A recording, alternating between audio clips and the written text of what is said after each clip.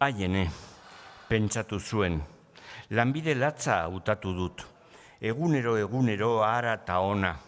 Negozioak askoz neketsuagoak dira lantokian bertan arituta baino, eta horrekin nahikoa ez eta hor dago bidaiatu beharraren madarikazioa. Tren loturen kezka, otordu txar, goraberatsuak, jendearekiko harreman beti aldakorra, iraungaitza, inoiz sakontzen ez dena.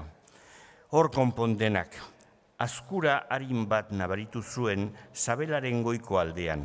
Ohebururantz astiro arrastatu zuen bizkarra. Burua hobeto jaso ahal izateko. Azkuraren lekua aurkitu zuen, orban zuri txikiz betea. Eta ezin izan zien tankerarik eman. Zango bat ara hurbildu nahi baina berehala baztertu zuen, ukitze utzarekin otzikaraz jota. Berriro jarri zen lehen bezala.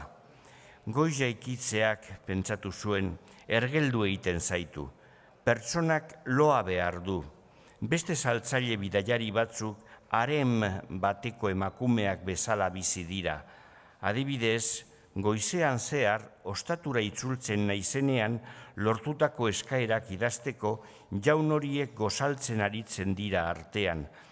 Gauza bera egin beharko nuke nik neura Ugazabarekin.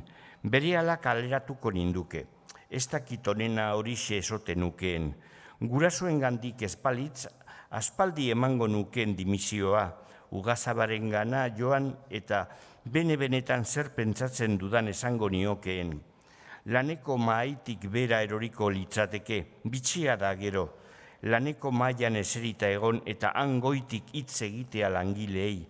Bestela ere, ondoraino joan behar izan duzunean Ugazabaren gorreriaren gatik.